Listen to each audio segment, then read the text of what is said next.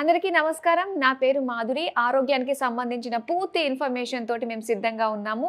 మరి బోల్డన్ని ఆసక్తికరమైన విషయాలు, టిప్స్ గురించి మనకు తెలియజేయడానికి మనతో పాటు ఉన్నారు celebrity homeo physician doctor Chetan గారు. నమస్కారం డాక్టర్ గారు. నమస్తే మేడం. డాక్టర్ గారు, అలానే ఈ మధ్య కాలంలో నర్వ్ వీక్‌నెస్ ఇది ఎప్పటినుంచో వింటూ వస్తున్నాము. సో దీనికంటూ ఏదైనా స్పెసిఫిక్ డైట్ అంటూ ఉందా అండి? చాలా మందికి ఏం ఉంటదంటే నోషన్ నరాల్లో బ్లడ్ ఫ్లో అయితుంది అని అనుకుంటారు. హ్మ్. నరాల్లో బ్లడ్ ఫ్లో కాదు. నరాల్లో ఎలక్ట్రిసిటీ ఫ్లో అవుతుంది.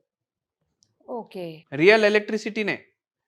నరాలు బాడీలో కరెంట్ ఒక్క కాడికి వెళ్ళి ఇంకో కాడికి పంపిస్తాయి. అంటే వైర్స్ లాగా మన వైర్లే. బాడీలో. వైర్లే. బాడీలో వైర్లు అంటే నరాలు. ఇప్పుడు నేను ఈ చెయ్యి ఇట్లా ఎత్తాలి. నాకు నరం చెప్తుంది, బ్రెయిన్కి వెళ్ళి సిగ్నల్ వస్తుంది, చెప్తుంది చెయ్యి లేపు అనేసి. అయితే మన చెయ్యి లేస్తుంది. ఇప్పుడు బండి నడవాలంటే ఎలక్ట్రిక్ బండి అనుకోండి, కరెంట్ వస్తేనే నడుస్తుంది కదా. ఇప్పుడు నేను నడవాలంటే ఎట్లా నడుస్తా కరెంట్ లేదంటే నా బాడీలో? అవునా కదా? అవును. సో ఈ కరెంట్ సప్లై మొత్తం మేనేజ్ చేసేది నరాలు.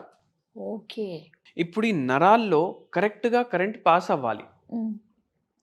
అయితే దానికి ఎలక్ట్రోలైట్స్ కావాలి. ఎలక్ట్రోలైట్స్ అని పదం ఎందుకు వాడుతున్నాం మనం? దీంట్లో నిజంగా ఎలక్ట్రిసిటీనే పాస్ అవుతుంది, అందుకే ఎలక్ట్రోలైట్స్ అని పదం వాడతాం. ఓకే. Sodium, potassium, calcium. ఇవి కాకుండా ఇంకా వేరే ఎలక్ట్రోలైట్లు కూడా ఉంటాయి కూడా. ఇవి సమానంగా ఉండాలి. ఇప్పుడు ఒక పేషెంట్ మన దగ్గర వచ్చిండ్రు. ఆ పేషెంట్కి లంబార్ రీజన్లో డీజెనరేటివ్ చేంజెస్ ఉన్నాయి. డిడిడి అనేసి ఒక రోగం ఉంటుంది, డీజెనరేటివ్ డిస్క్ డిజీజ్. ఓకే. చుమ్ చుమ్ చుమ్ చుమ్ అంటున్నాయి కాళ్ళు, నమ్నెస్ ఉంది, తిమ్మిర్లు ఉన్నాయి. మళ్ళీ తొడల్లో ఏమో చీమలు కరిచినట్టు అవుతుంది. ఓకే. మళ్ళీ దాని తర్వాత నడుము విపరీతంగా నొప్పి. ఆపరేషన్ చేయించుకోండి అనేసి అడ్వైజ్ ఇచ్చిండ్రు. ఇప్పుడు పేషెంట్కి ఏంటంటే ఆపరేషన్ చేయించుకోవాలని లేదు, ఎందుకంటే ఫుల్ భయం ఉంది. మన గురించి ఎవరో చెప్తే మన దగ్గరకు వచ్చిండ్రు. అండ్ సమ్మర్ సీజన్లో మెయిన్ ప్రాబ్లం ఏమవుతుందంటే బాడీ తొందరగా డిహైడ్రేట్ అవుతుంది కదా, ఆకలి కూడా తొందరగా అవుతుంది. ఒక్కొక్కసారి ఇంకోటి ఏమవుతుందంటే పేషెంట్ తింటారు కదా, దాని తర్వాత వాళ్ళకు కొద్దిసేపటికి మళ్ళీ ఆకలి అవుతుంది. వాళ్ళకి అయ్యేది యాక్చువల్లీ దాహం, వాళ్ళకి యాక్చువల్లీ దాహం అవుతుంది, కానీ బాడీ ఏమో రాంగ్ సిగ్నల్ పంపిస్తుంది ఆకలి అవుతుందని. సో వాటర్ కన్జంప్షన్ మీద మీరు చాలా ఫోకస్ పెట్టుకోండి. షుగర్ వ్యాధి లేదనుకోండి, కొబ్బరి బొండా తాగాలి రెగ్యులర్. షుగర్ వ్యాధి లేదు పేషెంట్కి, అయితే కొబ్బరి బొండా తాగాలి. ఇప్పుడు కొబ్బరి బొండకి నరాలకి ఏం సంబంధం? కొబ్బరి బొండా వాటర్లో ఎలక్ట్రోలైట్స్ ఉంటాయి, ఎలక్ట్రోలైట్స్ ఉంటాయి, అందుకే అది తీసుకోవాలి. నరాలు మంచిగా పనిచేస్తాయి. వ్యాధులు ఉన్న వాళ్ళు కూడా తీసుకోవచ్చు, ప్రొవైడెడ్ వాళ్ళకి షుగర్ వ్యాధి లేదు. కొబ్బరి బొండ ఇట్లా ఎలక్ట్రోలైట్స్ ఇస్తుంది. మళ్ళీ గ్రీన్ వెజిటేబుల్స్ ఉంటాయి కదా, డైలీ పప్పు వండుకుంటాం కదా, పప్పు కానీ సాంబార్ కానీ ఏదో ఒకటి ఉంటుంది కదా పక్క, లేదంటే పప్పు చారు అయితే ఉంటుంది కదా. డైలీ పప్పు చారులో కానీ ముద్దపప్పులో కానీ ఒక ఆకుకూర వాడండి. ఒకరోజు మునక్కాయ.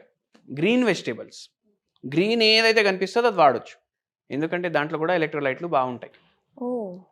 ఒకరోజు బెండకాయ, గ్రీన్ ఉంది కదా, ఒకరోజు బెండకాయ, ఒకరోజు దొండకాయ, ఒకరోజు పాలకూర, ఒకరోజు కొనగంటి కూర, ఓకే, ఒకరోజు గోంగూర. ఇట్లా డైలీ మేము పప్పులో కంపల్సరీ ఒక గ్రీన్ వెజిటేబుల్ ఉండాలి, మంచి మాత్రలో. అంటే ఏదో నేను పప్పు చారు చేసుకుంటున్నా ఇంతే వేస్తా అని కాదు, మంచి మాత్రలో ఉండాలి. గ్రీనే కనిపించాలి మీ పప్పు. అట్లా చేస్తే దాంట్లో కూడా ఎలక్ట్రోలైట్స్ ఉంటాయి, మినరల్స్ ఉంటాయి. ఇప్పుడు మినరల్స్ అవి ఇవి అంటారు కదా, ఈ దీంట్లో ఎక్కువ మినరల్స్ ఉంటాయి, దీంట్లో తక్కువ మినరల్స్ ఉంటాయి. ఆ మినరల్స్ దేనికి పనిచేస్తాయి? మన నరాలు కరెక్ట్గా నడవడానికే పనిచేస్తాయి, ఎందుకంటే ఎలక్ట్రోలైట్స్ లాగా పనిచేస్తాయి. ఓకే. అట్లా ఇప్పుడు బ్యాటరీ ఉంటుంది కదా ఫోన్లో, ఆ బ్యాటరీలో ఉన్న ఏదైతే పౌడర్ ఉంటుంది అది ఏముంటుంది? ఎలక్ట్రోలైట్లు ఉంటాయి. అయితే అవే మన బాడీకి కావాలి, ఎందుకంటే మన బాడీ నడిచేది కరెంట్ మీద. ఇప్పుడు ఈ పేషెంట్కి కాళ్ళు మొత్తం లాగడం, తిమ్మిర్లు, మంటలు అన్నీ ఉన్నాయి.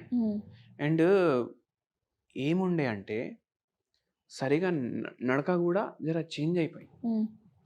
ఈ పేషెంట్కి మనం ఇవన్నీ మీకు చెప్పినవే ఇంక్లూడ్ చేసినాము.